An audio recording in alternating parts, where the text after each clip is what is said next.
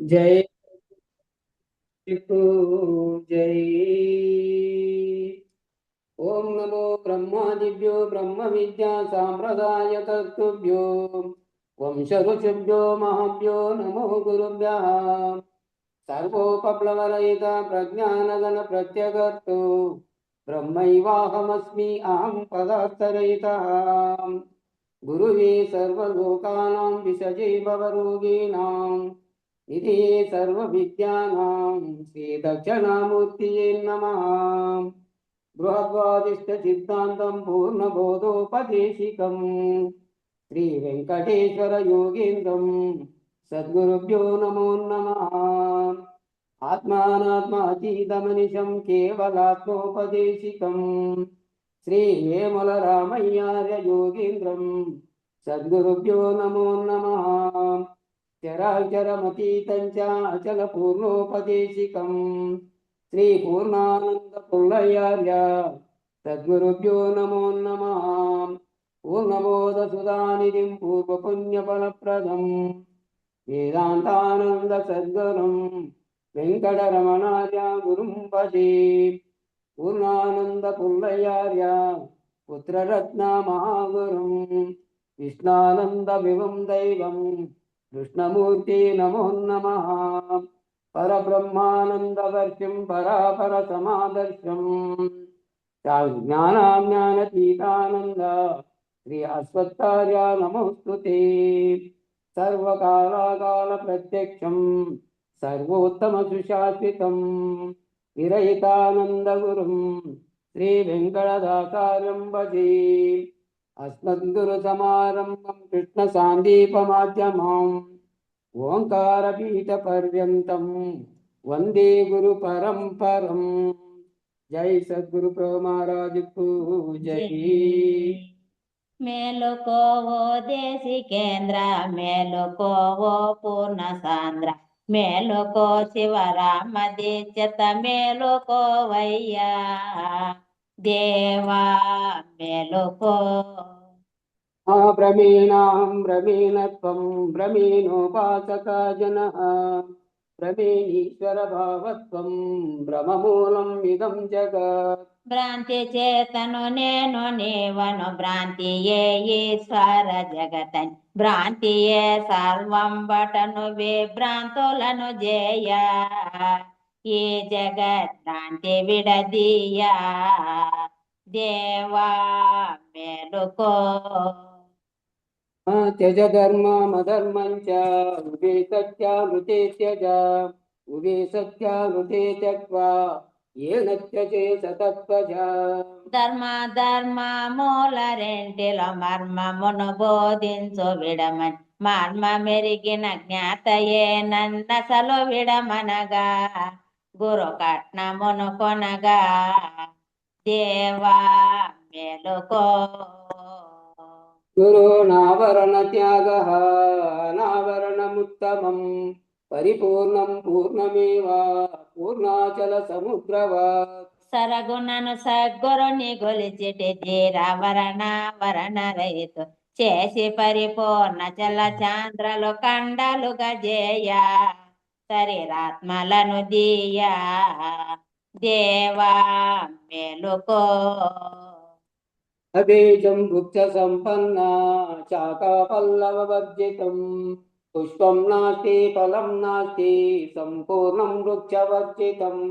అష్టవిధ ప్రకృతుల చేతను సృష్టి కారణమాయను స్పష్టముగా శోధించి చూచిన బీజరహితమని నిర్బీజ బ్రహ్మమని దేవా మేలుకో।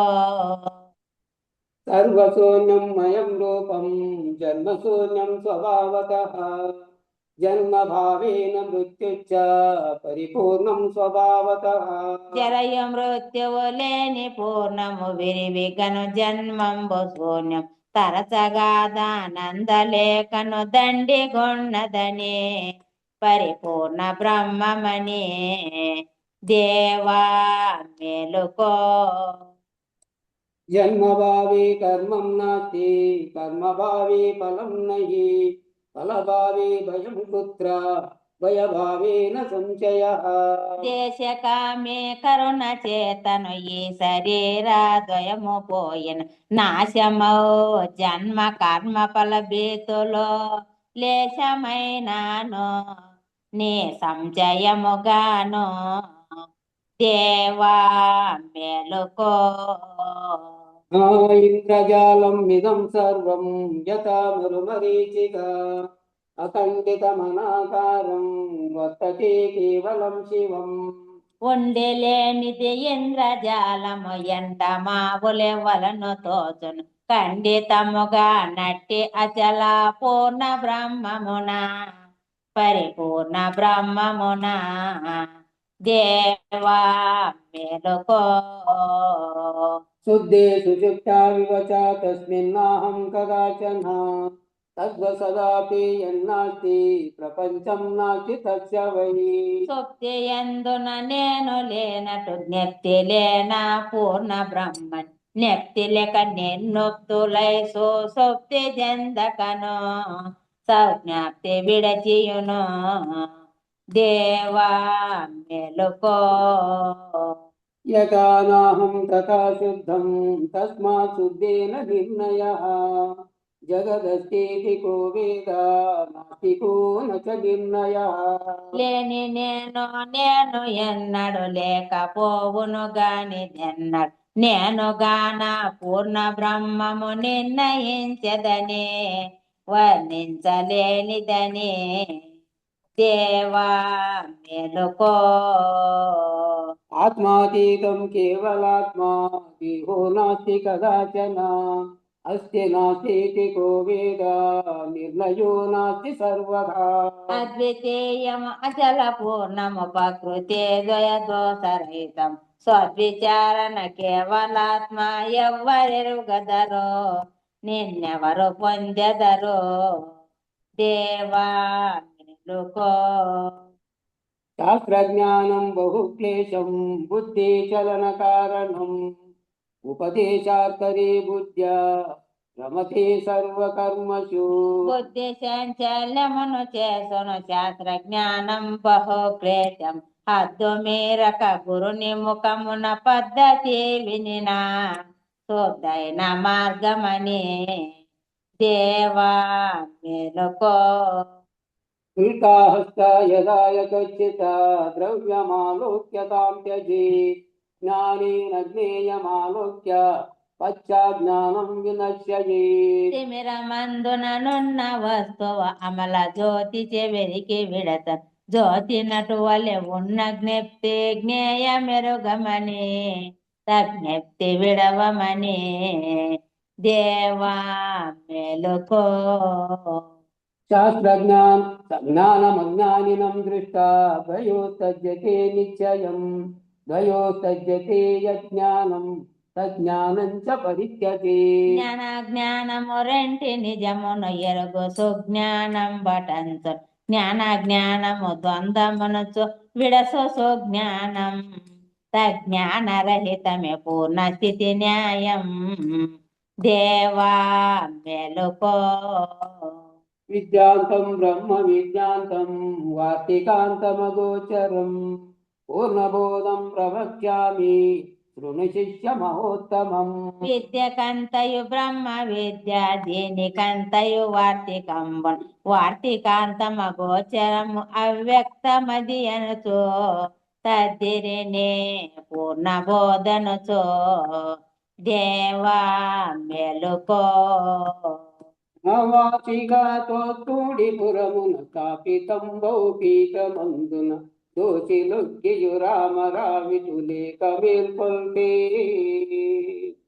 గురు బృందమున వేగ మేల్కొల్పే దేవా మేలుకో మేలుకోవో దేశికేంద్ర మేలుకోవో పూర్ణ సాంద్ర మేలుకో శివరామ దీక్షత మేలుకోవయ్యా దేవా మేలుకో జై సద్గురు బ్రహ్మ మహారాజుకు జై జై పూర్ణానంద పుల్లయ్యారు సద్గురు బ్రహ్మ మహారాజుకు జై ఇందుగల గురు భక్త మండలికు జై గురు పరంపరముకు జై. జై గురుదేవ్. జై గురు. జై గురు. అందరికీ జై గురు. గురు పరంపరముకు జై. జై గురు స్వామి. జై గురు అన్న. జై గురు. జై గురు. కాబట్టి ఈ చెప్తున్న నిర్వాణ షట్కంలో ముందు సాధకుడు ఏవేవి విరమించుకుంటూ వెళ్ళాలి, ఏవి విరమించుకుంటూ వెళ్తే తాను సాధకుడుగా మోక్షాపేక్షతో వచ్చారు కాబట్టి మోక్షానికి అర్హుడైనటువంటి స్థితిలోకి రావడానికి ముందు ఏవేవి తనలో ఉన్నాయో, ఏవేవి వదిలించుకోవాలో వాటన్నింటినీ చెప్పాడు. అనేకం చెప్తూ వస్తున్నాడు, వాక్కు దగ్గర మొదలుపెట్టి ఇప్పుడు రాగద్వేషాలు అనే దాని మీద నేను అట్టుచ్చి చెప్తున్నాను. కాబట్టి నీకుంటే నీలో ద్వేషం పోతే మొత్తం ప్రపంచమే నీ మిత్రుడవుతుంది. వాళ్ళు ఏ విధంగానన్నా నీ వాళ్ళతో పని లేదు. ముందు నువ్వు మారితే నువ్వు మోక్షాపేక్ష కలిగినటువంటి గురుపాదం పట్టావు కాబట్టి, దీనికోసం వచ్చావు కాబట్టి ఇదే నీ లక్ష్యం. పాఠం చెప్పేవాడిలో ఏ సద్గురు సత్తా పనిచేస్తుందో వినేవాడిలో కూడా ఆ సద్గురు సత్తా పనిచేస్తేనే ఈ చెప్పడం వినడం సాధ్యమవుతుంది. ఇది ముఖ్యమైనటువంటి వాక్యం. పాఠం ఎవరైతే చెప్తున్నారో, ఎవరు వివరిస్తున్నారో, ఎవరు ఈ బోధన చెప్తున్నటువంటి వారిలో కూడా సద్గురు సత్తానే పనిచేస్తుంటేనే చెప్తూ ఉండాలి. నాకు ఆ సద్గురు సత్తా లేదు, చెప్పేవాడు నేను కానీ ఇంకో గురువు కానీ సద్గురు సత్తా పని చేయకుండా నేను ఎంత చదువుకున్నప్పటికీ, ఎన్ని భారత రామాయణాలు వచ్చినప్పటికీ, లేకపోతే ఎంత ఎంఏ ఎల్ఎల్బి ఇట్లాంటివి చదువుకున్నప్పటికీ దానికి సంబంధించింది కాదు ఇది. విజ్ఞానంలో వేదాంతపరమైనటువంటి జ్ఞానం ఆ గురువు గారు నేర్పినటువంటి వేదాంతంలో ఆ గురువు సత్తా నీలోకి వచ్చి పనిచేస్తుంటేనే నువ్వేమైనా వాక్యాలు చెప్పగలవు. ఆ గురు సత్తా చేతనే చెబుతున్న ఆ పాఠం చెప్పే వాటిలో ఏ గురు సత్తా పనిచేస్తుందో అదే సత్తా వినేవాడిలో కూడా ఆ సద్గురు సత్తానే పనిచేస్తుంది. ఆ పని చేస్తేనే చెప్పడం కానీ, లేదంటే వింటున్నటువంటి ఆయనకు కానీ సాధ్యమవుతుంది. వింటున్న వానిలో కూడా సద్గురు సత్తా పనిచేయాలి. అప్పుడు బాగా అతుక్కుంటుంది అనుకోండి చెప్పేది వినేది. కాబట్టి చెప్పేది ఎవరు, వినేది ఎవరు? చెప్పేది సద్గురువే, వింటున్నది కూడా సద్గురువే. నీలో వింటున్నది కూడా సద్గురువే. ఆ సద్గురువు సత్తా యొక్క ప్రేరణ నీలో లేకపోతే నువ్వు వినలేవు. ఆ సద్గురు సత్తా ప్రేరణతో వేదాంతపరమైనటువంటి భావంతో దీన్ని వింటూ ఉన్నావు. సద్గురు సత్తా లేకపోతే కేవలం చెవులు వింటాయి. అప్పుడు చెవులు వింటే మాత్రం ఉపయోగం లేదు. లోపల అంతరంలోకి ఆ విన్నదాన్ని తీసుకునేటువంటి స్థితి ఉండాలి. కాబట్టి ఆ సద్గురు సత్తా ఉంటే ఆ సత్తా నీలో పనిచేస్తే నువ్వు ఆ చెబుతున్న గురువు వలె నువ్వు కూడా దాన్ని వినగలవు. లేదంటే విన్నా కూడా ఏది దాంట్లో దాన్ని తీసుకోలేవు. వేదాంత వాక్య శ్రవణం చేయాలంటే ఆ సద్గురు సత్తా పనిచేస్తేనే నువ్వు వినగలుగుతావు. ఆ వేదాంత వాక్యాలని శ్రవణం చేయాలంటే ఏదో కథ వినుకుంటూ నిద్రపోవడం లాంటిది కాదు. ఇది వేదాంత వాక్యము. ఆ వాక్యం యొక్క అంతరార్థం నీలోకి లోపలికి చేరాలి అంటే సద్గురు సత్తా పనిచేస్తే నువ్వు వినగలుగుతావు, లేదంటే లేదు. నేను మాట్లాడుతున్నానంటే ఆ సద్గురు సత్తా పనిచేస్తేనే మాట్లాడగలను, లేదంటే మాట్లాడలేను. కాబట్టి నిజంగా పనిచేస్తున్నది ఎవరు? ఇక్కడ కూడా సద్గురుమూర్తే. చెప్పేవాడు సద్గురుమూర్తే. ఆ సద్గురుమూర్తి యొక్క ప్రేరణే. వినేవాడు సద్గురుమూర్తే. నేను కాదు మాట్లాడేది, నీవు కాదు వింటున్నది. మాట్లాడేవాడిని నేను కాదు. నేనని చెప్పుకుంటున్నటువంటి స్థితిలో నామరూపాత్మకంగా ఉండే ఈ శరీరం అనే పనిముట్టు చేత చెబుతున్నా. ఆ పనిముట్టు చేతనే చదివి బుక్లో చూసి దాని వివరణ నాకు తెలిసిన మాత్రంగా నేను చెప్తున్నాను అనుకోండి, మీరు వింటున్నారు అనుకోండి. ఆ మాట్లాడుతున్నది ఏది? ఈ శరీరంగా ఉండే పనిముట్టులో పలికిస్తున్నవాడు సద్గురుమూర్తే. ఆ సత్తా పని చేస్తేనే మాట్లాడగలను, లేదంటే లేదు. కాబట్టి నిజంగా పనిచేస్తున్నది ఎవరు అక్కడ ఇక్కడ అంటే సద్గురుమూర్తే. మాట్లాడేది నేను కాదు, వింటున్నది నీవు కాదు. సద్గురుమూర్తే లోపల వింటున్నాడు, చెప్తున్నాడు. ఈ రకమైనటువంటి ఓరియంటేషన్ పొందాలి మనం. ఈ రకమైనటువంటి ఓరియంటేషన్ అంటే ఈ చెప్పుతున్న దానికి, చెప్పేదానికి ఏ భావ ప్రేరణతో దాని యొక్క సారాంశం నీకు తెలియబడాలో ఆ సారాంశం అంటే ఈ ఓరియంటేషన్ అంతా నువ్వు పొందాలి. అప్పుడు ఏమయ్యావు? ఈ ఇదంతా పొందితే ఈ సారాంశాన్ని అంతా నువ్వు కనుక లీనం చేసుకుంటే నీలోకి ఏమయ్యావంటే సాచిత్వ సాధనలో బలపడ్డావు. సాచిత్వ సాధనలో నేను కాదు, నేననే పనిముట్టు ఒకటి ఉంది. ఆ పనిముట్టు పేరే ఈ శరీరం అనే ఆకారానికి పెట్టారు ఆ పేరు. ఆ శరీరం అనే ఆకారంలో ఒకటి ఉంది.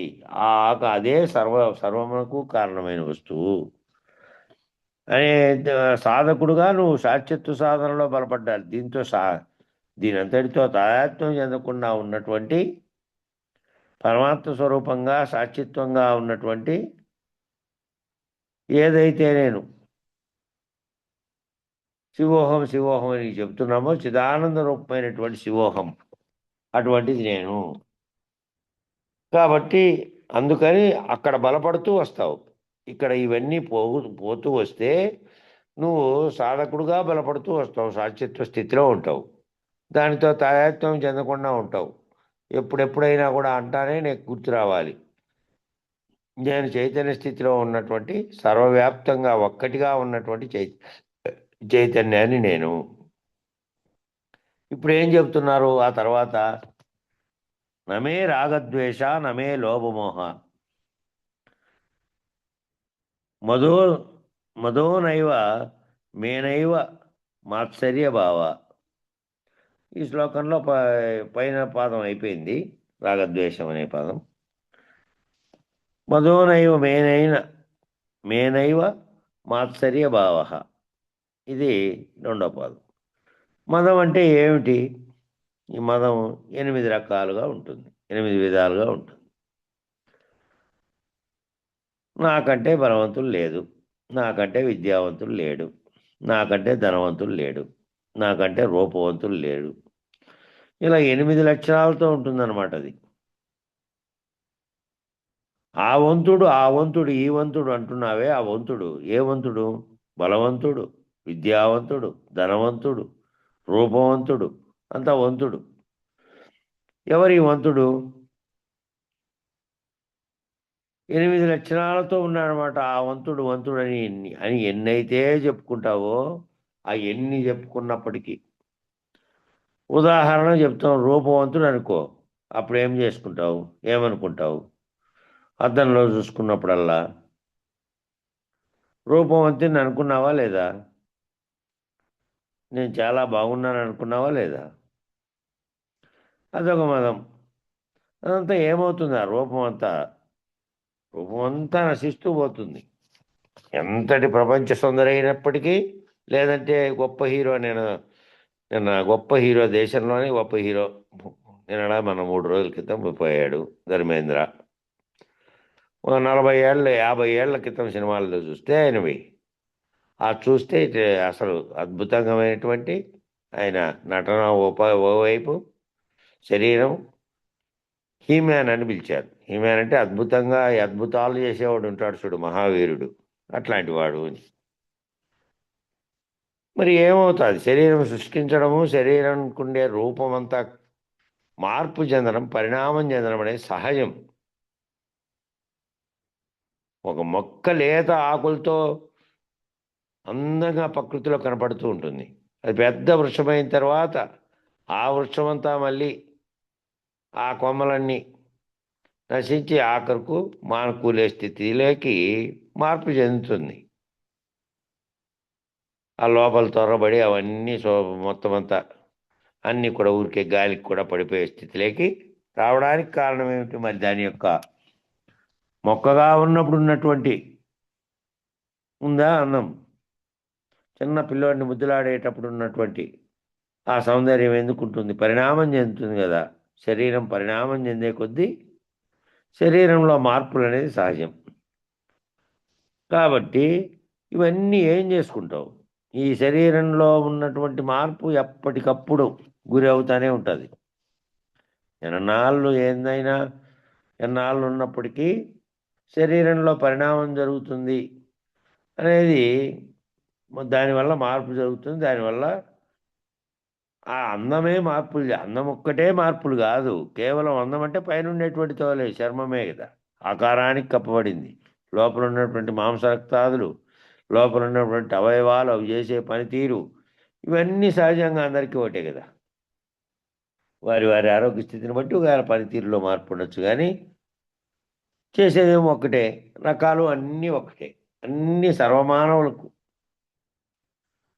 మరి పైన ఉండేటువంటి తోలు కప్పినటువంటి ఆకారమునికి వివిధ రకాలైనటువంటి ఆకృతులు వచ్చింటాయి. ఆ ఆకృతిని బట్టి నేను చాలా అందరికంటే చాలా గొప్పగా అందంగా ఉన్నాను. అది ఏమవుతుంది లాస్ట్కు? అదంతా ఉంటుందా? అది పోయింది. అదే కాదు, శరీరమే ఉండదు. కాబట్టి నాకంటి రూపవంతుడు లేడు అనే లక్షణాలతో ఉన్నావు. ఆ రూపవంతుడికి ఎక్కడ పోయా ఆ రూపం అంతా? అదొక మదం. ఆ కొన్నాళ్ళు ఇక బోలెడని డిగ్రీలు, నాకంత పాండిత్యం ఉంది, విద్యామదం, నాకంత ధనం ఉంది, ధనమదం, ఇవన్నీ కలిగినప్పుడు వెనక్కి తీసుకోవాలి, విరమించాలి. ఏం చేయాలి? డిగ్రీలతో పనేముంది? ఏ సంబంధము లేదు. ఏ ఏ జ్ఞానం తెలియబడాలో ఆ జ్ఞానం తెలియబడేటువంటి అప్పటి వరకు ఎన్ని రకాలైనటువంటి ఇవన్నీ లౌకిక విద్యలుగా నేర్చుకోవలసినటువంటి అంశాలు. కాబట్టి అవన్నీ పోగు చేసుకున్నంత మాత్రాన పోగు చేసుకోక ఆయన ఇప్పుడు కూడా ఉన్నాడు ఆయన. 89, 90, మొన్నటికే 90 అనుకుంటా. మొన్న ఎండాకాలం పరీక్షలప్పుడు పరీక్ష రాశాడు మళ్ళీ. ఆయన ఇప్పటికి ఎంఏలో ఎన్ని రకాల సబ్జెక్టులు ఉన్నాయి? ఎంఏ అంటే పైకి పోయే కొద్దీ ఇంటర్మీడియట్ 10th క్లాస్ వరకు అన్ని రకాల సబ్జెక్టులు ఉంటాయి. ఇంటర్మీడియట్లో మళ్ళీ ఏమి తనకు కావాలో అవి ఎంచుకుంటాడు. అవి అయిపోయిన తర్వాత డిగ్రీలో ఆ 3 సబ్జెక్టులను, మళ్ళీ ఎంఏ అంటే యూనివర్సిటీ స్థాయిలో కేవలం ఒక సబ్జెక్టులోనే నిష్ణాతుడు కావాలి.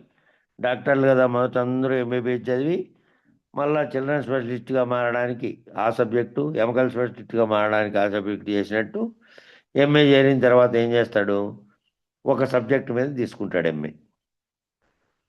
దాని మీద మళ్ళీ పిహెచ్డి చేస్తే డాక్టరేట్ వస్తుంది. అట్లా ఒక ఆయన 29 రకాల సబ్జెక్టులు ఉంటే విశ్వంలో, ఆ 29 రకాల సబ్జెక్టులోని ఎంఏ చేశాడు. 90 ఏళ్ళు ఇప్పుడు. మొన్న కూడా పరీక్ష రాశాడు ఎండాకాలంలో.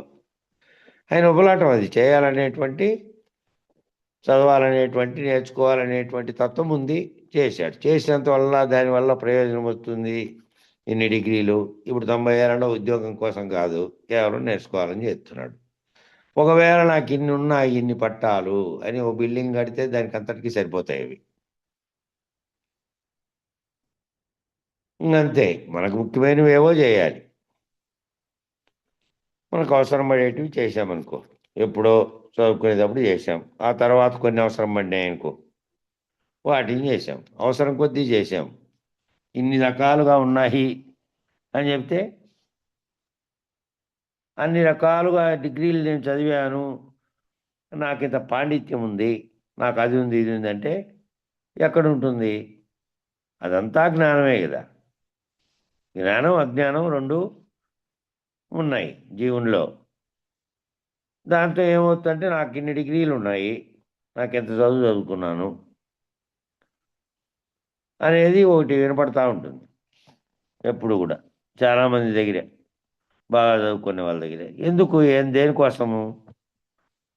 నువ్వు ఏం తెలుసుకోవాలో అది తెలుసుకోలేనప్పుడు, ఏమి తెలుసుకుంటే ఇహము కాకుండా పరముకు ఇవన్నీ ఇహముకు సంబంధించినవే కదా. మన వేదాంత మోక్ష ఎరుక అది తెల్లవారుజామున జరిగినప్పుడు, ఎప్పుడు 2019 ఆఖరిలో, 19 ఆఖరిలో జరిగేది తెల్లవారుజామున. ఆ దాంట్లో ఒకసారి ఒక్కొక్కరు వారి యొక్క వ్యాఖ్యానం చెప్పమని పిలిచారు, ముఖ్యులందరినీ పిలిచారు. దాంట్లో ఓ రోజు ప్రొఫెసర్ నరసింహమూర్తికి కూడా ఓ రోజు అవకాశం వచ్చింది. నరసింహమూర్తి రిటైర్డ్ ప్రొఫెసర్ కర్ణాటక యూనివర్సిటీలో, మన కృష్ణాపురం శంకరనారాయణ స్వామి శిష్యుడే ఆయన. ఆయన ఏమన్నాడంటే, నేను పిహెచ్డి చేయడమే కాక నా కింద మళ్ళీ దాదాపు 14 మంది పిహెచ్డీలు చేసి డాక్టరేట్లు పొందారు. కానీ ఈ డాక్టరేట్ వరకు ఇదంతా కేవలం లౌకిక విద్యే. మా గురువు గారు 5వ తరగతి మాత్రమే చదివారు. ఆయన చదివిండేది ఏంటంటే పరమునకు సంబంధించిన విద్య. కాబట్టి ఆయన చదివిన దాంట్లో నాది ఒక నయా పైసాకు కూడా చెల్లదు నా డాక్టరేట్ అన్నాడు. డాక్టరేట్ చేసిండే ఆయన ప్రొఫెసరు, అనేక మంది దాదాపు 14 మంది డాక్టర్లని డాక్టరేట్ చేయించి ఆయన నేతృత్వంలో అయినటువంటి వాళ్ళు. అయినప్పటికీ దాని అంతటినీ తృణప్రాయంగా ఏ రకమైనటువంటి విద్యామందన లేకుండా ఇదంతా మా గురువు 5వ తరగతే చదివాడు. అయితే మా గురువు పరమును గురించి చదివాడు కాబట్టి నేను చదివిన విద్య అంతా లౌకికము, కాబట్టి దాని ముందు ఏమీ పనిచేయదని ఒక్క మాటలో తోసిపుచ్చాడు. కాబట్టి ఇన్ని డిగ్రీలు ఉన్నాయి, నాకు ఇంత ఉంది, నేను ఇంత జ్ఞాన్ని, నాకు భారత రామాయణ వేదాలన్నీ వచ్చు, నాకు ఈ రకమైనటువంటివన్నీ వింటానే ఉంటాం. కాబట్టి ఇవన్నీ ఏం చేయాలి? విద్యామదం, ధనమదం ఇవన్నీ వెనక్కి తీసుకోవాలి, విరమించాలి. ఇవన్నీ కూడా అహంకారానికి, రకరకాలైనటువంటి మదాలకు ప్రతిరూపాలు ఇవన్నీ. కాబట్టి ఇదంతా శాశ్వతమా? విరమించాలి. మదో నైవ మేనైన మాత్సర్య భావ. అసలు అవి ఎందుకు వస్తున్నాయనేది గ్రహించి దాన్ని పోగొట్టుకోవాలి. అవి ఎందుకు వస్తున్నాయి? అవి శాశ్వతం కదా, అశాశ్వతం కదా? అవి డిగ్రీలు శాశ్వతమా? పోనీ రూపం శాశ్వతమా? కాదు కదా. ఎలాగా? ఇప్పుడు ఉండేటువంటి ప్రపంచ సుందరీమని పోలుతున్నాడు. ఐశ్వర్యరాయ్ పోదా? అమితాబ్ బచ్చన్ పోడా? ఇక్కడే ఉండేవాళ్ళు ఎవరైనా ఉన్నారు? ఫలానా వాళ్ళు ఇక్కడే ఉంటారు. వారికి ఉండేటువంటి అందంతోనో, డిగ్రీతోనో, ధనంతోనో, ఏ రూపమైనటువంటి బలం ఉన్నా సరే, ఏ రూపమైనటువంటి స్థితిలో ప్రపంచాధినేత కాగలిగి ప్రపంచాన్ని శాసించి ప్రపంచ యుద్ధాలు చేయించడానికి కారకులైన వాళ్ళు ఏమయ్యారు? ఇటు అడాల్ఫ్ హిట్లర్ ఏమయ్యాడు? ఇటలీ నియంత ముస్సోలిని వీళ్ళంతా ఏమయ్యారు? పేరు చెప్తే కూడా కలలో భయపడేటువంటి, సమాజాన్ని అంతటినీ భయపెట్టినటువంటి వాళ్ళంతా కూడా నియంతృత్వంగా స్థితిలో ఉన్న వాళ్ళు కూడా ఎవ్వరూ లేరు. అందరూ సరే మరణించడమే కదా జరిగేది ఆఖరుగా. కాబట్టి ఇవన్నీ ఎందుకు వస్తున్నాయి? ఇవన్నీ పోవాలి. ఇవన్నీ పోతేనే, ఇవి లేకపోతేనే ఉత్తమమైనటువంటి సాధకుడు ఎవరైతే మోక్షాపేక్షతో విచారణ చేస్తున్నారో, ఎవరైతే గురువు చేత తాము రహితమైపోయి తమకు అతీతమైన తెలుసుకోవాలనుకుంటున్నారో వాళ్ళకు సాధ్యపడుతుంది. ఈ రకమైన భావనలన్నీ ఈశ్వరుడిని 3 కోరికలు అడగగలుగుతావు. ఈశ్వరుని 3 కోరికలు అడగగలుగుతావట. ఏవో వినా దైన్యేన జీవనం, అనాయాసేన మరణం, దేహాంతే తవ సాయుధ్యం దేహి నే ప్రభో. ఈ 3 మాత్రమే అడగగలుగుతావు నువ్వు దేవుణ్ణి, ఇంకా ఏవి అడగలేవు. ఏ మనిషి అయినా సరే ఇవి అడగాల్సింది.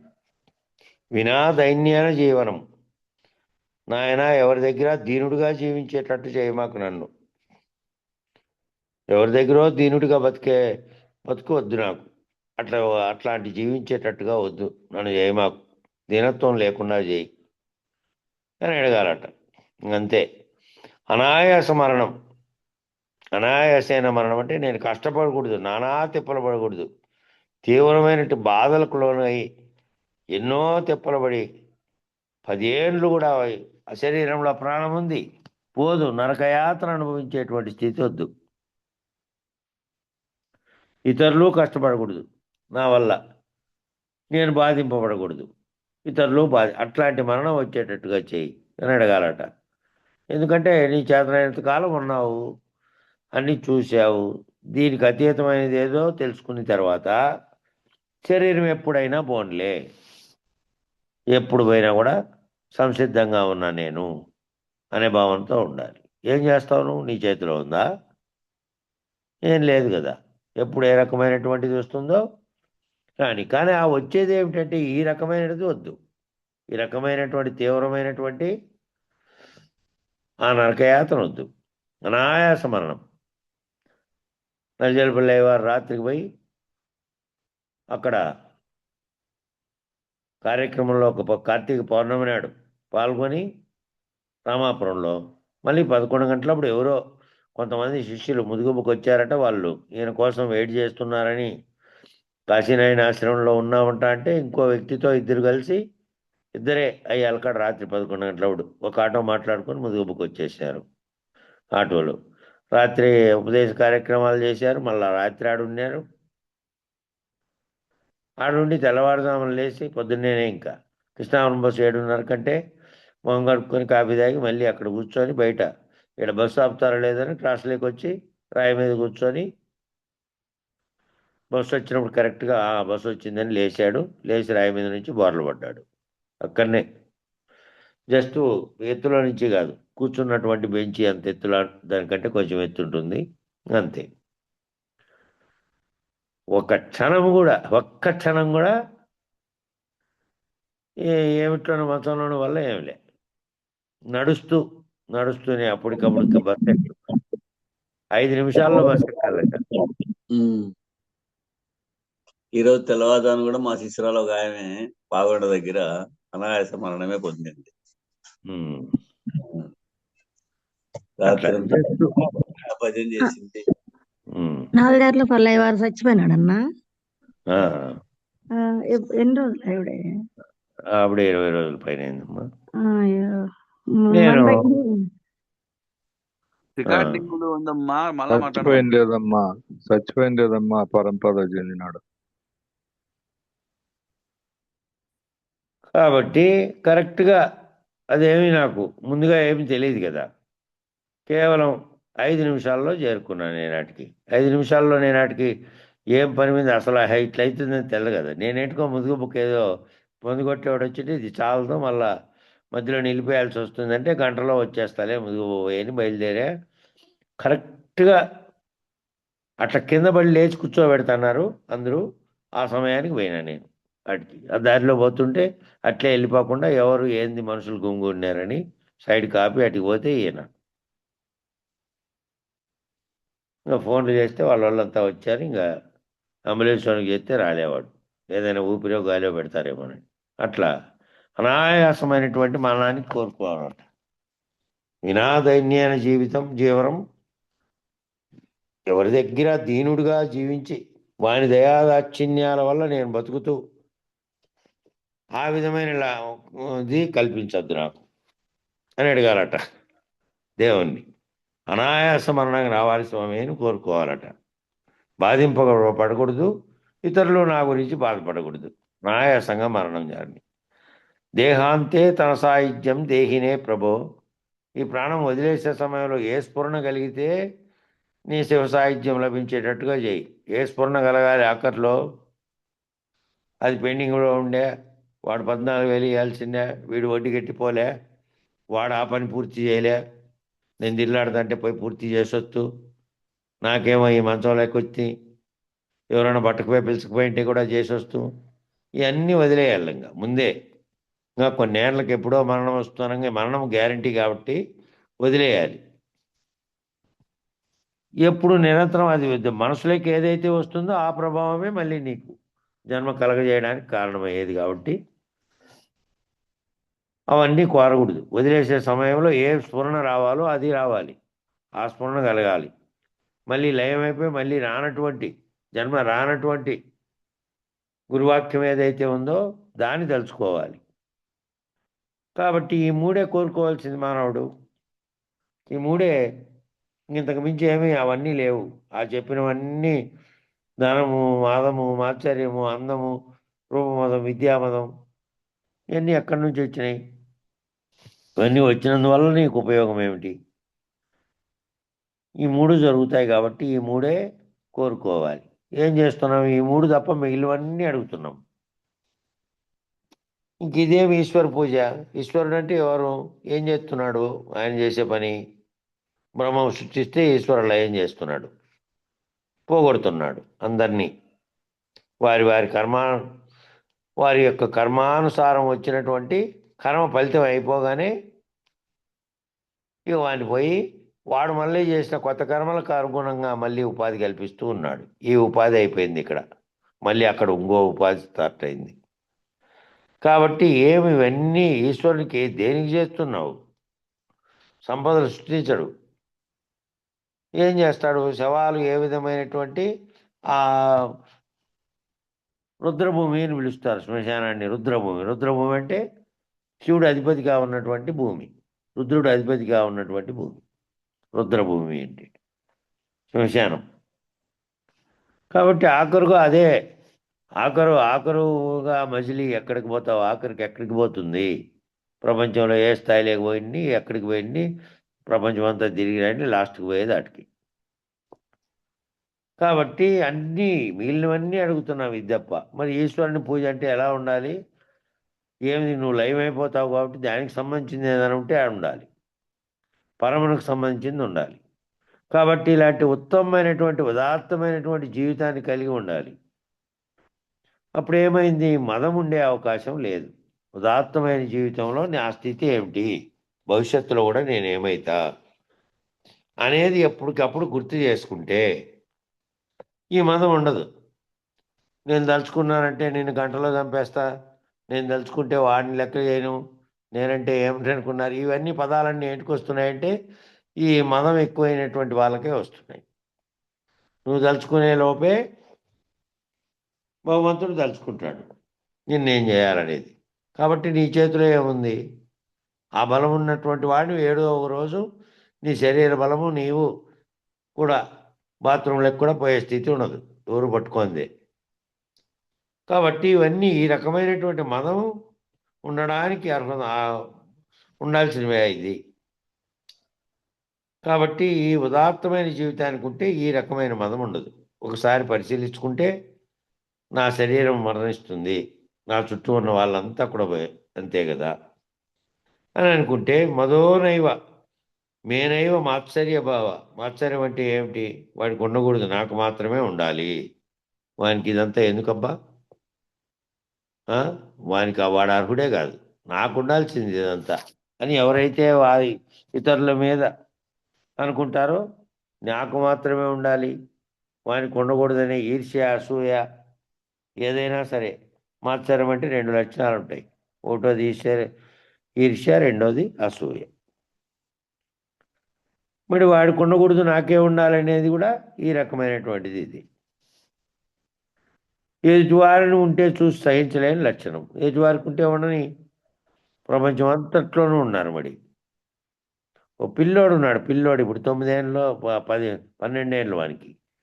వాడు 3 ఏళ్ళ కిందట ఈ పుట్టినప్పటి నుంచి ఆట వస్తువులతో సహా వాటన్నిటికీ కంప్యూటర్స్ ఇవన్నీ ప్రపంచవ్యాప్తంగా ఆల్రెడీ ఉన్నాయి. కాబట్టి వాళ్ళు ఫోన్ లేకుండా పుట్టిన పిల్లోని కట్టించి పని చేయకుండా ప్రతి ఒక్కటి దాంట్లోనే చేసుకుంటూ ఉంటారు వేరే దేశాల్లో. ఓ పిల్లోడు ఉన్నాడు, చైనా పిల్లోడు. ఆ పిల్లోడు జపాన్ పిల్లోడు, చైనా కాదు, జపాన్ పిల్లోడు. 9 ఏళ్ళు వారికి. చిన్నప్పటి నుంచి వాళ్ళకి ఈ అంటే ఎలక్ట్రానిక్ పలకలు కూడా ఎలక్ట్రానిక్. ఇట ఏళ్ళతో దిక్కొచ్చి దాని మీద అక్షరం కనపడుతుంది, అక్షరం ఏందో దాని మీద రుద్ది నేర్చుకుంటారు. అట్లా ప్రతి ఒక్కటి ఎలక్ట్రానిక్ పద్ధతిలో నేర్చుకుంటారు. వాళ్ళకి ఎలక్ట్రానిక్స్ అనేటివి పుట్టింది అక్కడే కాబట్టి జపాన్లో. అట్లా ఆ పిల్లోడు ఏం చేశాడంటే 9 ఏళ్ల వయసుకి పిల్లలు ఏవైతే ఆకర్షించబడతాయో అటువంటి ఆటల్ని కొన్ని తయారు చేసి వాడు నెట్లోకి పెట్టాడు. నెట్లోకి పెట్టి ఏం చేశాడంటే ఎవరైనా కానీ దీన్ని డౌన్లోడ్ చేసుకొని చూసుకోవాలనుకుంటే దానికి 20 రూపాయలు కట్టాలని రేటు పెట్టాడు. అంతే. ప్రపంచవ్యాప్తంగా చిన్నపిల్లలన్నీ మొత్తం ఇటు టీవీల్లోకి అటు ఫోన్లోకి వాడు తయారు చేసిన దానిలకు ఆకర్షితులైనారు పిల్లలంతా. 12 ఏళ్ల వయసు వచ్చేతలకి వాని అకౌంట్లో 900 కోట్లు ఉంది. పిల్లోడు మరి మరి ఏం చేయాలి? వాడు పిల్లోడు వాని యొక్క ఫలితం వానికి వచ్చింది ఏదో. వాడు అనుకున్నాడు, వాడు ఈ విధంగా ఇట్లాంటివి చేస్తే మేలు. వాడేం వస్తువులు తయారు చేయలే, ఆ వస్తువులు అమ్మలే, ఏం చేయలే. కేవలం కొన్ని రకాలైనటువంటి ఆటల్ని సృష్టించి వాటిని నెట్లోకి వదిలాడు, ప్రపంచవ్యాప్తంగా పోయేటట్టు వచ్చినాయి. మరి ఏం చేయాలి? నువ్వు అసూయపడాలనా? ఎవరికేమనుకో ఉంది ప్రపంచంలో ఎంతోమంది పేదలు, ఎంతోమంది ఒక్కపూట గతి లేని వాళ్ళు ఉన్నారు. ప్రపంచంలో కోటాను కోట్లు సంపాదించినటువంటి కుబేర్లు కూడా ఉన్నారు. నీ పని నువ్వు చేసుకోవయ్యా, నీ స్థాయి ఏదో, నువ్వేం చేయాలో నీ వాటి వరకు చూసుకో అంటే వాళ్ళందరినీ చూసి నువ్వు అసూయపడాల్సిన అవసరం ఏముంది? వానికి తక్కువ వేసుకే వచ్చే వానికి ఏం తెలియదు. ఏం తెలియదు అంటే వానికి తెలుసు, వానికి ఏదో కొంత తెలుసు. ఆ కొంతను వానికి ఉపయోగపడి సంపద తెచ్చిపెట్టింది. మరి ఏం చేయాలి? నువ్వు అసూయపడాలా? ఎదుటివారిని చూసి సహించలేని లక్షణం ఉంటే ఎట్లా? రెండోది, అతనికి ఉండకూడదు. ఎంత కష్టపడినప్పటికీ, ఎంత ఉత్తమమైనటువంటి భావాలు కలిగి మంచిది ఉన్నప్పటికీ ఒకసారి విఫలం చెందుతూ ఉంటాం. రాదు. మంచోడప్ప పాపము అప్పుల పాలైపోయాడు అని అన్నాం అనుకో, ఏదో కర్మ ఫలితంగా ఆయనకి జరుగుతోంది. అట్లా కష్టపడుతున్నాడు, ఉత్తముడే. ఒకడేమో మోస లక్షణాలతో సంపాదించుంటాడు. ఏ రకంగా నీకెందుకు? నీ నీ రకమైన నీ జీవితానికి సంబంధించినటువంటి ధర్మాన్ని నీవు పాటించాలి, అంతేగాని వాడిని చూసి వాని దగ్గర డబ్బులు ఉన్నాయని సహించలేకుండా పోవడం, ఆ సహించలేనటువంటిది మళ్ళా కొన్నాళ్ళకు అసూయగా, ద్వేషంగా, శత్రుత్వంగా తెచ్చిపెట్టడం. కాబట్టి నాకు మాత్రమే ఉండాలనేది ఏమిటంటే, ఒకటేమో రజోగుణం, ఎటువారిని చూసి సహించలేనటువంటి లక్షణం. రెండోదేమో నాకు మాత్రమే ఉండాలనేది తమోగుణం. మాత్సర్య భావం అనేది చాలా ప్రమాదకరమైంది. అది రాక్షసత్వ స్వభావం. అది రాక్షస స్వభావం, అది పిశాచ స్వభావం. ఈ లక్షణం ఉంటున్న వాళ్ళు ఈ విద్యకు పనికిరారు. ఈ లక్షణం ఉండేవాళ్ళు ఎవరు కూడా ఈ వేదాంత విద్యకి అసలు పనికిరారు. ఈ రెండు లక్షణాలు ఉండేవాళ్ళు, ఎటువాడికి ఉండకూడదు, నాకు మాత్రమే ఉండాలని ఎవరికి అనిపిస్తుందో వాళ్ళు ఈ విద్యకే పనికిరారు. కాబట్టి ఎవరైనా సరే వీటిని ఏం చేయాలి? ఈ రకాలైనటువంటి అష్టమదాలన్నింటినీ, మదమాశ్చర్యాలన్నింటినీ ఏం చేయాలి? సమూలంగా, నిశ్శేషంగా తమ స్వభావంలోంచి తీసివేయాలి. ఇదంతా స్వభావ నిరసన. ఈ స్వభావ నిరసన అనేది రాకపోతే ఇతరత్రా ఉన్న వాటిని నిరసన చేయలేవు నువ్వు. అన్ని రకాలన్నీ నిరసన చేయడమే కదా నిరసన. ఏదైతే తెలుస్తోందో, ఏది తెలియబడిన తర్వాత ఏ అజ్ఞానం అంతకుముందు ఉన్నదో ఆ అజ్ఞానం స్థానంలో నీకు జ్ఞానం వచ్చేసిన తర్వాత దాన్ని నిరసన చేయడమే నీ పని. కాబట్టి అన్నింటినీ నిశ్శేషంగా ముందు స్వభావంలోంచి ఏమేమి ఇట్లా ఈ దుర్గుణాలన్నీ ఉన్నాయో, ఈ రకమైన భావాలు, వాటిని ముందు వదిలేసుకోవాలి. అది వదిలేసుకోకుండా ఎన్ని రకాలైనటువంటి శాస్త్రాలు, ఎన్ని రకాలైనటువంటి డిగ్రీలు నేర్చుకొని వాటన్నిటి చేసినా ఉపయోగం లేదు. అందుకని దేంతో మొదలుపెట్టాడు? నమే రాగద్వేష నమే లాభమోహ మదోనైవ మేనైన మాత్సర్యభావ నధర్మో నార్థో కామో నమోక్ష చిదానంద రూపం శివోహం శివోహం. ఇవి తోచినప్పుడల్లా ఏమనాలట? చిదానంద రూపమైనటువంటి శివుణ్ణి శివోహం అని స్మరించి, నేను చిదానంద రూపుణ్ణి, ఈ నామరూపాత్మకమైనటువంటి శరీరంగా ధరించినటువంటి ప్రకృతిలో ఉన్నటువంటి దృశ్యాలతో మమేకమైనటువంటి జీవస్థాయిలో ఉన్నటువంటి జీవుణ్ణి కాదు నేను. ఆ జీవలక్షణాన్ని, జీవునికి ఉన్నటువంటి కించజ్ఞత్వాన్ని వదిలేస్తే ఏ శివస్వరూపం అయితే సర్వవ్యాప్తమై చైతన్యమై ఉన్నదో, ఒక్కటిగా ఉన్నదో, ఆ ఒక్కటిగా ఉన్నటువంటి చైతన్యాన్నే నేను అనేది రావాలి నీకు. అది వచ్చే వరకు, ఆ స్థితి వస్తేనే నువ్వు దీన్ని పొందడానికి అర్హుడు అవుతావు. కాబట్టి ఏమి రావాలి? ఎట్లాంటి తోచినప్పుడల్లా ఈ రకమైనటువంటి మదము, మాత్సర్యము నీలో కలిగినప్పుడు, ఈర్ష్య, అసూయ, ద్వేషాలు కలిగినప్పుడు, చిదానంద రూపం శివోహం శివోహం, నేను చిదానంద రూపుణ్ణి. నామరూపాత్మకమైనటువంటి జగత్తులో ఈ పేరుతో ఉచ్చరించబడుతున్నటువంటి, లేదంటే ధనంతో లేదంటే నీ పదవితో లేదంటే నీ యొక్క ఏమేమి ఉన్నాయో నాకు నేను నేను ఫలానది నేను ఇది ఫలానది అనుకుంటున్నావో వాటన్నిటిని విరమించినటువంటి వాటన్నిటికీ అతీతమైనటువంటి స్థితిలో ఉన్నటువంటి చిదానంద రూపాన్ని నేను అనేది గుర్తుకు తెచ్చుకో అంటున్నాడు. కాబట్టి ఆ స్థితిలో ఉండాలి. ఇంకేం కాదట ఆయన, ఇంకా నువ్వేమేం కాదు, నీ స్వభావంలో ఇంకా కొన్ని లక్షణాలు ఉన్నాయట. ఏమిటవి నీ స్వభావంలో ఇంకా ఉన్నటువంటి లక్షణాలు? నధర్మో నచార్థో ధర్మార్థ కామ మోక్షములనే చతుర్విధ పురుషార్థాలకు సంబంధించిన లక్షణాలు ఇవి. నధర్మో నచార్థో సంబంధించినటువంటి ధర్మార్థ కామ మోక్షములనే చతుర్విధ పురుషార్థాలకు సంబంధించినటువంటి లక్షణాలు నీ స్వభావంలో స్ఫురిస్తూ ఉంటాయి. ఇది ధర్మము, ఇది చేసి తీరాలి, ఇది అధర్మము, ఇది చేయకూడదు, ఇది అర్థము, ఇది కామము, ఇది మోక్షము అనేటువంటి పురుష ప్రయత్నాలతో కూడినటువంటి స్పందనలు నీలో కలుగుతున్నాయి. అవన్నీ నీలో కలుగుతున్నాయి. ఆత్మనిష్టలో అవన్నీ లేవు. ఆత్మనిష్ఠుడుగా ఉన్నప్పుడు ధర్మాధర్మములు అన్నీ ప్రకృతికి సంబంధించినవే. ధర్మాధర్మములుగా నువ్వు ఆచరిస్తున్నది ఆచరించాల్సిందే, కానీ వాటితో మమేకమై వాటితో తాదాత్మ్యం చెందకూడదు. వాటికి అతీతంగా ఉండేది ఆత్మలక్షణంగా ఉన్నదేమో మనసుతో సహా ఏ ప్రవర్తన అయితే చేస్తోందో అంతరంగ చతుష్టయం దాని ప్రేరణతో వీటికి తగిలించుకున్నటువంటివి ఇవన్నీ. కాబట్టి దీనికి అతీతంగా దీనికంటే పై స్థాయిలో ఉన్నటువంటి ఆత్మస్వరూపంగా ఉన్నది. నువ్వు ఆత్మనిష్ఠుడుగా ఉన్నావు. కాబట్టి ఇవన్నిటి ఇటువంటి పురుష ప్రయత్నాలతో కూడినటువంటి స్పందనలు నీలో కలుగుతున్నాయి. అవన్నీ ఆత్మనిష్టంలో లేవు. ఈ పురుష ప్రయత్నానికి సంబంధించినవి ఇవన్నీ ధర్మము, అర్థము, కామం, మోక్షం అనేటివి జీవుడుగా వచ్చినటువంటి వాడు దానిలను పాటించి దానికి అతీతమైన దాన్ని తెలుసుకునే ప్రయత్నంలోనే ఉన్నాయి. కాబట్టి నువ్వేం చేయాలి? ఇవన్నీ ఈ ధర్మాధర్మముల గురించి ఆలోచిస్తున్నది. ఈ అర్థం అంటే ధనము, ఈ ధనానికి సంబంధించింది చేస్తున్నది ఎవరు? కుటుంబ యజమానిగా ఉన్నవాడు చేస్తున్నాడు. పురుషార్థము అన్నారు దాన్ని. ఏమిటి? ధనం సంపాదించి కుటుంబాన్ని నడపడం. ఆ పురుషార్థం కూడా దేనిది? ఇహానికి సంబంధించిందే. అది చేయకూడదని కాదు అర్థం. అది చేస్తూ ఉన్నప్పటికీ దానితో తాదాత్మ్యం చెందిన స్థితి లేకపోకూడదు. అదే లోకంగాను, అదే దీనిగాను. కామం అంటే మళ్ళీ పునరుత్పత్తి కోసం నీ శరీరానికి తగినటువంటి ఆ వయసు వచ్చినప్పుడు ఆ విషయంలో వివాహం చేశారు, ఆ పిల్లల్ని అన్నావు దాంతో. ఇక అదే లోకం కాదు కదా.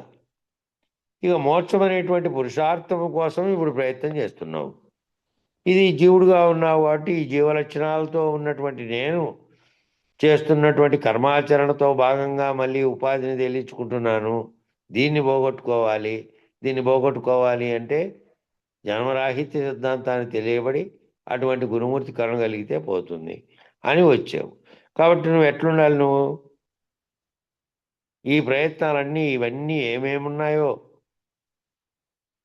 ఇవన్నిటిని విరమించేటువంటి, నిరసన చేసేటువంటి స్థితిలో ఉండాలి నువ్వు. కాబట్టి ఆత్మనిష్టలో ఏమున్నాయి? ఆత్మనిష్టలో ఇవన్నీ లేవు. ఈ ధర్మార్థ కామ మోక్షంలో అనేటువంటి పురుష ప్రయత్నాలు లేవు. ఇవన్నీ పురుష ప్రయత్నాలు, జీవుడుగా నువ్వు చేసేటువంటి ప్రయత్నాలు. అవి ప్రయత్న సాధనంగా చేసే పనులు. ప్రయత్నం చేసి నేను ధర్మంగా జీవించాలి, నేను ఎట్లా జీవించాలి అనేటువంటి నేను ఆచరించాలి. ఆర్థిక విషయాల్లో నేను ధనం సంపాదించడంలో ఈ విధంగా వ్యవహరించాలి. జీవిత భాగస్వామి భార్య ఉంది, ఆమెతో కుటుంబ వ్యవహారాల్లో, సంసారిక వ్యవహారాల్లో ఇలా వ్యవహరించాలి. ఇవన్నీ నువ్వు పెట్టుకున్నటువంటి ధర్మాలు. ఈ ధర్మాలన్నీ నువ్వు పాటిస్తున్నప్పటికీ అవన్నీ కూడా ఏవి? పురుష ప్రయత్నానికి సంబంధించినవి. అవి ఆత్మనిష్ఠుడుగా నేను ఆత్మస్వరూపుడుగా ఉన్నటువంటి వానికి శరీరంతో సంబంధించినటువంటి, జగత్తుకు సంబంధించినటువంటివన్నీ నిరసన చేయగలిగి దాటుకోవాల్సిన స్థితిలో ఉండాలి. కాబట్టి ఆత్మనిష్టలో ఇవన్నీ పురుష ప్రయత్నాలు లేవు. ప్రయత్న సాధ్యంగా చేసేటువంటి పురుష ప్రయత్నాలే. ఈ పనులు ఏవి అందులో లేవు. ఈ నాలుగింటికి అతీతమైనది ఆత్మనిష్ట. ఈ నాలుగు, ధర్మము, అర్థము, కామము, మోక్షం అనేటువంటి నాలుగింటికి కూడా అతీతమైనది అది ఆత్మనిష్టగా ఉండడము. అంటే నేను సర్వవ్యాప్తమైనటువంటి చైతన్య స్థితిలో ఉండడం. ఆ నిష్టలో ఉంటే ముందు నువ్వు ఆ స్థితిలో ఉంటే నేను ఈ స్థితిలో ఉన్నటువంటి నేను ఆత్మస్వరూపుణ్ణి అనేది ఉంటే ఆ స్థితిలో ఉన్నవాడిని ఇంకా గురువు సులభంగా దాటించేయగలుగుతాడు. దాన్ని దాటించేస్తే దానికి అతీతమైనటువంటి పరిపూర్ణంగా ఉన్నటువంటి ఎప్పటికీ కదలికలు కానీ మార్పులు కానీ పరిణామ వికాసములు కానీ ఏమీ లేనటువంటి ఏమీ కానటువంటిది ఉంది. సంకల్ప వికల్పాలు లేవు కాబట్టి, జ్ఞానాజ్ఞానములు లేవు కాబట్టి, దానితో కర్మలు చేసేది లేదు కాబట్టి, కర్మ ఫలితాలు అనుభవించేది కూడా లేదు. ఆ లేకుండా రహితమైనటువంటి స్థితిలోకి అచల స్థితిలోకి గురుకృప కలిగితే నేను తీసుకెళ్తాను. ముందు నువ్వు ఇవన్నీ సాధిస్తే కదా మళ్ళీ అవన్నీ సాధించేది. ఇవే సాధించలేనప్పుడు ఎట్లా నువ్వు జీవుల్లో నుంచి ఆత్మనిష్ఠుడై మళ్ళీ ఆత్మనిష్ఠుడిలో నుంచి ఆత్మాతీతమైనటువంటి దాన్ని తెలుసుకునేది? కాబట్టి ఏం చెప్పారంటే ఇవన్నీ ఏంటి ప్రయత్నం వల్ల చేసేటువంటి పురుష ప్రయత్నం వల్ల చేసేటువంటి ఇహమునకు సంబంధించినవే. కాబట్టి ధర్మం అనే ప్రయత్నం, అర్థం అనే ప్రయత్నం, కామం అనే ప్రయత్నం, మోక్షం అనే ప్రయత్నం, ఈ ప్రయత్నాలు 4 కూడా స్వభావ సిద్ధమైనటువంటివి, స్వభావానికి సంబంధించినటువంటివి. ఏ స్వభావంతో ఉంటే వాడు ధర్మంగా ఆచరిస్తున్నాడప్ప, కుటుంబాన్ని ధర్మంగా ఆచరిస్తున్నాడు, ధర్మంగా ఆచరిస్తున్నాడు. ఏ కోరిక అయితే ఉందో ఆ కోరిక కూడా ధర్మంగానే ఆచరిస్తున్నాడు. తనకున్నటువంటి తన ధర్మపత్నితో మాత్రమే అది కూడా ఆచరిస్తున్నాడు. విచ్చలవిడితనంగా ఉన్నటువంటి వాళ్ళు కొంతమంది ఉంటారు. కాబట్టి వాడి స్వభావంలో వాడు ధర్మంగా ఈ 4 కూడా ధర్మంగానే ఆచరిస్తున్నాడు ధర్మాన్ని బట్టి. ఈ 4 స్వభావానికి సంబంధించినవి. స్వభావరీత్యా నువ్వు ఆ విధంగా మానవ శరీరంలో కలిగి ఉండి దాన్ని ప్రయత్నించావు, దాంతో ఆ విధంగా జీవించావు. మోక్షాన్ని కూడా ధర్మంగానే పొందేటువంటి ప్రయత్నం చేస్తున్నావు విచారణ ద్వారా, తత్వబోధలో. మళ్ళీ మోక్షాన్ని కూడా ఎక్కడో తిరిగితేను, అక్కడంతా పోయి 108 సార్లు తిరిగితేను, అక్కడంతా పోయి 4 ఏటలు నరికితేను, లేకపోతే అక్కడ పోయి నెయ్యితో అభిషేకం చేస్తేను దీనితో రాదు. అవన్నీ ఏంటివి? మననే చెప్పారు, మధ్యమం మంత్రచింతాచ అని. మధ్యమ స్థాయిలోటివి అవన్నీ.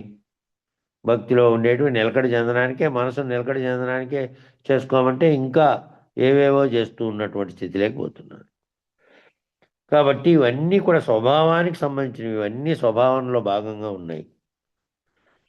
కాబట్టి ధర్మార్థం మోక్ష కామములైన 4 ప్రయత్నాలు కూడా ఆత్మనిష్టలో లేవు.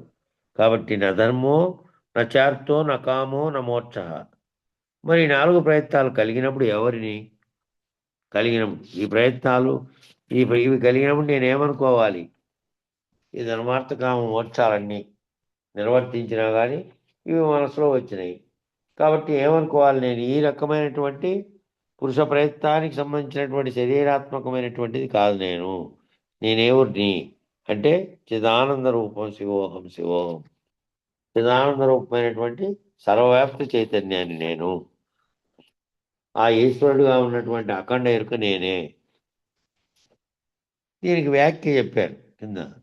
మానవుడు తాను శరీరమును మనసును అని భావిస్తున్నంత వరకు బయట ఉన్న వస్తువులతోనూ వ్యక్తులతోనూ సంఘటనలతోనూ ఉన్నప్పుడు ప్రతిస్పందిస్తూ ఉంటాడు.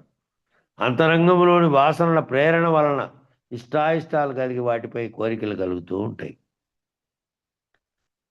మరి ఏమవుతుంది? మానవుడు తాను శరీరమును అనే భావనతో ఎప్పుడైతే ఉంటాడో, తాను మనస్సును, శరీరంలో ఉండేటువంటి మనస్సు ఉంది, ఆ మనస్సును అని భావిస్తున్నంత వరకు ఎంతకాలం ఆ విధమైన భావనతో ఉంటాడో, శరీరంతోనూ శరీరంలో ఉండేటువంటి అంతరంగ చతుష్టయంగా ఉండే మనసుగా ఉన్నటువంటి దానితోనూ అని భావిస్తున్నంత వరకు, ఎంతకాలం భావించని బయట ఉన్న వస్తువులతోనూ, బయట ఉండేటువంటి వస్తు సంపద ఓవైపు, బయట ఉన్నటువంటి వ్యక్తులు ఎవరైతే నీకు బంధంగా ఉన్నారో, బంధంగా ఉన్నవాళ్ళు, స్నేహంగా ఉన్నవాళ్ళు, తెలిసిన వాళ్ళు, ఇతరత్ర ఎవరైతే అపరిచితులు కానీ ఎవరితోనైతే వ్యవహరిస్తున్నావో వాళ్ళందరూ, ఆ వ్యక్తులతోనూ మళ్ళీ ఆ సంఘటనలతోనూ, ఆ జరిగేటువంటి సంఘటనలన్నీ సమాజం అంటే ఏంటి అంటే నిత్య సంఘర్షణగా జరుగుతున్నటువంటి సంఘటనలు. ఇవన్నీ ఉన్నప్పుడు ప్రతిస్పందిస్తూ ఉంటాడు వీటితో. మానవుడైన వాడు ఏం చేస్తుంటాడంటే ఇవన్నీ తాను తన శరీరానికి చుట్టూ ఉన్నటువంటివి. తన లోపలేమో మనసు ఉంది. బాహ్యంగా చూసుకున్నప్పుడు ఈ బయటంతా అనేక వస్తు సముదాయంతో పాటు, వ్యక్తులతో పాటు, సంఘటనలతో పాటు కలిసి ఉంది ఈ సంఘము, సమాజం అనేది. కాబట్టి ఉన్నప్పుడు ఇవన్నీ ప్రతిస్పందిస్తూ ఉంటాడు. దీనితో ఏమిటితో? సమాజంతో, బాహ్యమైనటువంటి ఏవేవి జరుగుతున్నాయో సంఘటనలతో ప్రతిస్పందిస్తూ ఉన్నాడు. దీంతో ప్రతిస్పందించకుండా విరమించబడితే వాడు సంఘరహితుడు.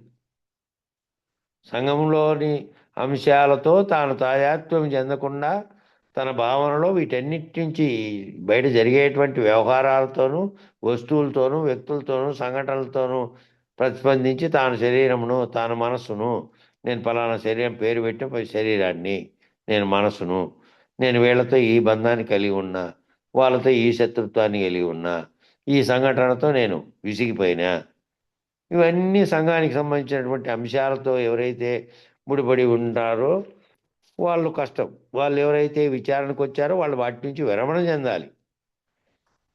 నిరంతరము నేను శరీరం అనే భావనతో తాదాత్మ్యం చెందుతుంటే దీనికి అతీతంగా ఉన్నదాన్ని తెలుసుకోవడానికి నీ భావనలో ఎప్పుడు చోటిచ్చేది? భావనలో ఏమైపోవాలి? వ్యవహారం చేస్తున్నప్పటికీ మాటి మాటికి ప్రతి అంశంలోకి నువ్వు తలదూర్చినావు అనుకో, మాటి మాటికి పోయి ఎట్లయితారు? సంఘరహితము. ఇప్పుడు ఈ మంగమ్మక్కకి పెట్టిన సంఘరహితాంబ మంగమాంబ. దానికి ఆ పేరేంది? అది అన్నీ చెప్తూ ఉంటుంది. ఏమిటి ఏంది మళ్ళీ ఇదంతానంటే నాకు తెలుసులే, భావనలో నాకు తెలుసు అంటుంది మళ్ళా. కాబట్టి నువ్వు ఏ వ్యవహారం చేసేటప్పటికీ ఈ సంఘానికి సంబంధించినటువంటివి అంటే అంటే దాంట్లోకి పోయి తాదాత్మ్యం చెందకూడదు. కాబట్టి ప్రియాప్రియములు, వాసనాబలం ఇవన్నీ దాంతో వస్తున్నాయి. నువ్వు సంఘంతో సంప్రదించి, సంఘంతో వ్యవహరించి, సంఘంలో ఇవన్నీ పట్టించుకునేదాన్ని బట్టే, ఆ సంఘటనలను బట్టే నీకు ఒకరి మీద కోపం, ఒకరి మీద ద్వేషం, ఒకరి మీద ఇష్టం, ఒకరి మీద ప్రేమ ఇవన్నీ కలుగుతున్నాయి. ప్రియాప్రియములే వాసనాబలంగా మారుతున్నాయి. కాబట్టి వ్యాఖ్య ఏమిటంటే అతనిలోని అహంకారము, ఆశ, మోహము, గర్వం, అసూయ మొదలైనవన్నీ కలిగిస్తోంది. ఆ అహంకారం లేను అనేటువంటి అహంకారం ఏదైతే నీలో మొట్టమొదట నేననే అభిమానం ఏదైతే పొడసూపి మళ్ళా అది అహంకారంగా పరిణమిస్తుందో ఆ అహంకారమే ఏం చేస్తోందంటే ఆశిస్తోంది, మోహం చెందేటట్టు చేస్తోంది, గర్వపడేటట్టు చేస్తోంది, అసూయపడేటట్టు చేస్తోంది. ఈ వాసనలన్నిటినీ తెస్తోంది అదే. కాబట్టి వాటి వల్ల ఏమొచ్చినాయి నీకు? ఈ నేననే తత్వంతో, శరీరంతో తాదాత్మ్యం చెంది, సంఘంతో తాదాత్మ్యం చెందితే ఏమొచ్చినాయంటే ఈ అరిషడ్ వర్గాలన్నీ వచ్చినాయి. మోహ, లోభ, క్రోధ, మద, మాత్సర్య ఇవన్నీ వచ్చినాయి. కాబట్టి ఇవన్నీ మనసును మలినపరుస్తూ ఉన్నాయి నిరంతరం. మనసును మలినపరచడానికి కారణాలు ఇవే. నిరంతరం మనసు మలినమవుతోంది అంటే, మలినం చెందుతోంది అంటే దానికి కారణాలు ఇవి. తన సహజ స్వరూపమును కప్పివేసి మనసులో అలజడిని సృష్టిస్తాయి. నీ సహజ స్వరూపం ఏదుందో అది కనపడనీయకుండా కప్పివేసి అలజడిని సృష్టిస్తాయి. నీ సహజమైనటువంటి స్థితి అది. నువ్వు ఆత్మస్వరూపుడుగా ఉన్నటువంటి చైతన్యానివి. వేటితో అయితే పుట్టినప్పటి నుంచి వ్యవహారంలో తాయత్వం చెందుతూ వచ్చావో దానివల్ల నువ్వు అది అసలైన విషయం మరుగున పడిపోయి నేనంటే ఎవరంటే ఆ పిల్లోడుగా ఆడుకుంటున్నప్పుడు ఆ పేరు పెట్టబడినటువంటి అక్కడి నుంచి మొదలై శరీరం పెరిగి పెద్దదై వ్యవహారం చేసి అన్నీ చేసి సర్వము ఆయా స్థితిగతులను బట్టి వ్యవహరించింది సమాజంలో నీ శరీరం, ఇంట్లో బయట. ఈ వ్యవహరించిన దాంతో తాయత్వం చెంది ఏళ్ళు గడిచే కొద్దీ అది వాసనాబలంగా మారిపోయింది. ఇంకా దాన్ని పోగొట్టుకోలేని స్థితిలో స్థిరపడిపోయింది. ఇంకా అది పోగొట్టుకోకుండా ఎట్లా? ఆ పోగొట్టుకోకుండా, మాలిన్యం పోగొట్టుకోకుండా రాదు. ఇంకా ఈ వేదాంత విద్యలో అసలు పనికి రాదు. ఆ మాలిన్యమే కారణ వస్తువు అవుతుంది. ఆ మాలిన్యమే అక్కడ నీ కర్మలు చేయిస్తుంది. ఆ మాలిన్యమే మళ్ళీ నీ కర్మల చేత ఉపాధి కలిగిస్తుంది. కాబట్టి ఇవన్నీ ఎందుకు వచ్చినాయి? ఇవన్నీ అలజడిని సృష్టిస్తాయి. నిజ స్వరూపాన్ని కప్పివేసి, ఆ మనసులో ఉన్నటువంటి అసలు స్వరూపాన్ని కప్పివేసి అలజడిని సృష్టించి తయారు చేస్తాయి. కాబట్టి ఏ మాలిన్యాన్ని తయారు చేసినాయి? ఇప్పుడు మాలిన్యం ఏ రకమైన మాలిన్యం? శరీరాన్ని మాలిన్యం కాదు. శరీర మాలిన్యం స్నానం చేస్తే సబ్బు ఎక్కువ స్నానం చేస్తే పాయ, దుమ్ము పడింది, ఈరోజు పనికి పోయింటే ధూళి పడింది. ఇదంతా ఏమిటితో చేస్తావు? ఊరికే స్నానం చేసి సబ్బుతో కడుక్కున్నట్టు కడుక్కునేది కాదు ఇది. ఆంతరిక మాలిన్యం ఇది. లోపల మాలిన్యం చేయబెట్టి తుడిసేసే మాలిన్యం కాదు. ముందు నీ స్వభావంలో మార్పు రానంత వరకు ఈ మలినం పోదు. నీ స్వభావంలో మార్పు వస్తే తప్ప ఈ మలినం పోగొట్టుకోలేవు. కాబట్టి తయారు చేసిన ఎట్లా ఈ అరిషడ్ వర్గాలు, ఈ ఆంతరిక మాలిన్యం నీ సహజ జ్ఞానాన్ని కప్పివేసి నువ్వు శివస్వరూపుడు, ఆత్మస్వరూపుడు, సాక్షి స్వరూపుడు, ప్రకాశ స్వరూపుడు, జ్ఞానస్వరూపుడు, అన్నీ నువ్వే ఉన్నావు. ఆ నేను ఈ రకమైన ఇన్ని రకాలైనటువంటిది నేను. కాబట్టి నేను జీవభావంతో జీవునికి కలిగేటువంటి ఏవేవి కలుగుతున్నాయో మలిన స్వరూపంగా మార్చడానికి, వాసనాలు సృష్టించడానికి, కలగడానికి కారణమైనవి జీవుడుగా నేను ప్రతిస్పందన ఏదైతే చేస్తున్నానో అవన్నీ. కాబట్టి వాటన్నిటిని నిరసన చేసేటువంటి స్థితిలో వస్తే నువ్వు నిరసన అయితే నువ్వు శివస్వరూపుడు, ఆత్మస్వరూపుడు, సాక్షి స్వరూపుడు, స్వప్రకాశ స్వరూపుడు, జ్ఞానస్వరూపుడు అనే లక్షణాలు మరుగైపోయినట్లు చేస్తాయి అవన్నీ. ఈ లక్షణాలు లేకుండా నీకు మరుగైపోయి, అసలు విషయాలు మరుగైపోయి అరిషడ్ వర్గాలు జీవుడుగా, అరిషడ్ వర్గాలతో కూడినటువంటి జీవుడుగా, అహంకారుడిగా నేను తయారు చేసినాయి, మనసును మలినపరిచి. మరి ఇవి దేవుడికి కూడా ఉంటాయండి అని అడిగాడు సాధకుడు. మరి ఈ లక్షణాలను మనకేనా, దేవుళ్ళకు కూడా ఉన్నాయా అని అడిగాడు. దివ్యము, గురువు చెప్తున్నాడు, దివ్యము అనే దేనికి కూడా అరిషడ్ వర్గాలు ఉండవు. ఏది దివ్యము? దివ్యము అంటే దివ్యమైనది. దివ్యము అనే దానికి అర్థమే దైవము.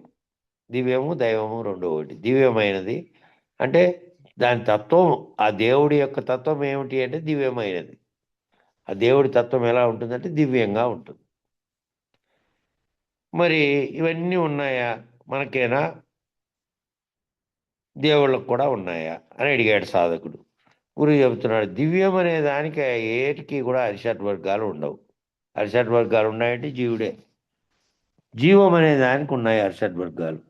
కాబట్టి నువ్వు జీవుని స్థాయిలో నుంచి ఎదగాలి అని చెప్తున్నారు. ఎదగాలి, ముందు దివ్యమైన స్థాయిలోకి, దేవుడు అనే స్థాయిలోకి ఎదగాలంటే ముందు అరిషడ్ వర్గాలు పోవాలి. ఆ అరిషడ్ వర్గాలు ఎవరికి ఉన్నాయి? జీవునికి ఉన్నాయి. కాబట్టి జీవం అనే దానికి ఉన్నాయి. అంటే సాధకుడు మళ్ళీ అడిగాడు, అంటే ఇప్పుడు సతీదేవి దక్షయజ్ఞం జరిగినప్పుడు ఆహుతి అయిపోయింది కదా, ఆ దక్షుడికి ఆమెకి కూడా అట్లా ఆంతరిక మాలిన్యం ఉందా అని అడిగాడు సాధకుడు. ఇప్పుడు ఆ సతీదేవి దక్షయజ్ఞానికి పోయి ఆయనతో వాదించి శివుణ్ణి ఆ యజ్ఞానికి పిలవనందుకు, గౌరవించనందుకు, తూలనాడినందుకు, జై సద్గురు ప్రభు మహారాజ్ ఇంకా చెప్పలేదు నువ్వు, ఒక్క నిమిషం. కాబట్టి ఈ మాలిన్యం వాళ్ళకు కూడా ఉందా అని అడిగాడు. ఎప్పుడైనా సరే ఈ అరిషడ్ వర్గాలు కరగగానే వాడి దివ్యత్వం పోలేదా? ఏ లక్షణం వచ్చేసింది అంటే జీవ లక్షణం వచ్చింది. వాళ్ళకు కూడా ఎప్పుడైతే ఈ రకమైన కోపతాపాలతో కూడినటువంటి ఇది వచ్చిందో, జీవునికునే లక్షణాలు వచ్చాయి వాళ్ళకు కూడా. మరి ఆమె అమ్మవారే కదండి, అమ్మవారైనా కూడా ఆమెకు ఆ లక్షణాలు ఉన్నాయా అని అడిగాడు సాధకుడు. ఎవరైనా సరే లక్షణాల వారీగా మాట్లాడుతున్నాం కాబట్టి, ఈ అరిషడ్ వర్గాలు కలిగినప్పుడు జీవలక్షణం వచ్చింది కాబట్టి ఆవిడేం డిసైడ్ అయిందంటే ఈ శరీరం నాకు పనికిరాదు, నిరుపయోగము, ఇది శివారాధనకి పనికి రాకుండా అయిపోయింది ఈ రకమైన లక్షణాలు వచ్చినందువల్ల నాలో అని ఆహుతి చేసుకుంది అని చెప్పాడు ఇక్కడ గురువుగారు. సరే, ఇది ముగిద్దాం, రేపు ఇక్కడి నుంచి మొదలు పెట్టుకుందాం. మంగళం చెప్పండి. జై సద్గురు ప్రభు మహారాజుకు జై. స్థిరమగు మీ పదవిని సుస్థిరమగు సమస్థాపనంబు చేసి జనులకు పరిపూర్ణ బోధ ప్రకటపరచిన మరి శివరామార్యులకు మంగళమనరే ఆర్యులకిప్పుడు మంగళమనరే పొంగు చూచేద్దంత పూర్ణులయ్యరు కాను భంగపరచిన గురు పారంపర్యులకు మంగళమనరే తత్పీఠమునకు మంగళమనరే నిరతము జగములు మీరియు మరుపును ఎరుకయుగాక మాయయు లేకన్ పరిపూర్ణమైనట్టి గురునకు మరి మరి విశ్రాంతి జందే మంగళమనరే నిత్యము శోభ మంగళమనరే అంగలింగములకు అతీత మగుమాయ సంగారహిత గురు సభకు అధ్యక్షులకు మంగళమనరే నిత్యము శోభ మంగళమనరే మరియును పీఠస్థులకును పరమతత్వ విచారులకును నిరతము వేదాంత సభలో నిలకడైన సాధు జనులకు ఆరతి దిగో మంగళారతి దిగో సద్గురుమూర్తుల కారతి దిగో మంగళారతి దిగో మంగళం గురుదేవాయ మహనీయ గుణాత్మనే సర్వలోక శరణ్యాయ సాధురూపాయ మంగళం మంగళం. జై సద్గురు ప్రభు మహారాజుకు జై. జై శ్రీ పూర్ణానంద పుల్లయ్యార్య సద్గురు ప్రభు మహారాజుకు జై. జై వేదాంతానంద వెంకటరమణార్య సద్గురు ప్రభు మహారాజుకు జై. జై విష్ణానంద కృష్ణమూర్త్యార్య సద్గురు ప్రభు మహారాజుకు జై. జై జ్ఞానాజ్ఞానతీతానంద అశ్వత్యార్య సద్గురు ప్రభు మహారాజుకు జై.